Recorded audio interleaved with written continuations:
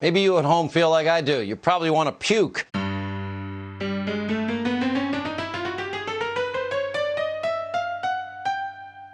President Biden wasted no time issuing executive orders to radically change the country. If there's a thin bead of sweat forming on your upper lip as you think about all of this, that's okay. There was a very Hunger Games vibe about this whole thing. This was not in any way, shape, manner, or form a memorable speech. I found it tedious. This was not a great speech. I did not think it was the best inaugural address I had ever heard. Among the most mundane, uninteresting speeches I can recall in a long time. I found this to be a depressing story of a great country. Joe predictably meandered his way through what is a truly unremarkable, totally forgettable, even pre-rehearsed set of remarks. That's not a puny crowd.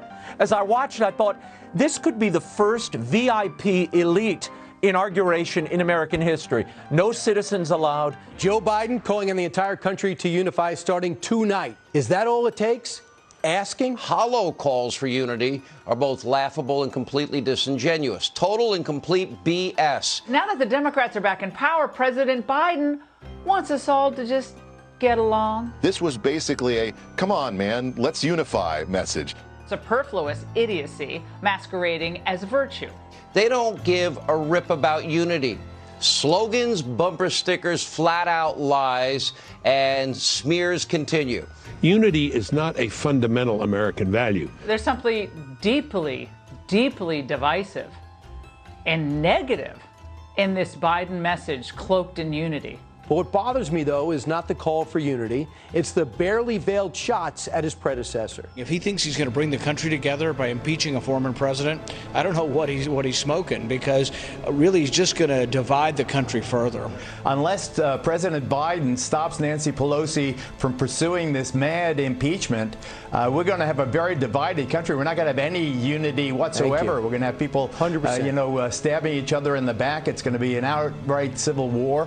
I don't honestly think Joe Biden understands how the world works, and blood's going to be on his hands if anything bad happens. The weak, the frail, the cognitively struggling Biden. Well, he's going to have cognitive challenges. Biden is the complete embodiment of all things swamp and sewer D.C. Joe Biden has no charisma. I mean, he's got no energy. He's got nothing. An aged globalist like Biden. Joe Biden isn't well.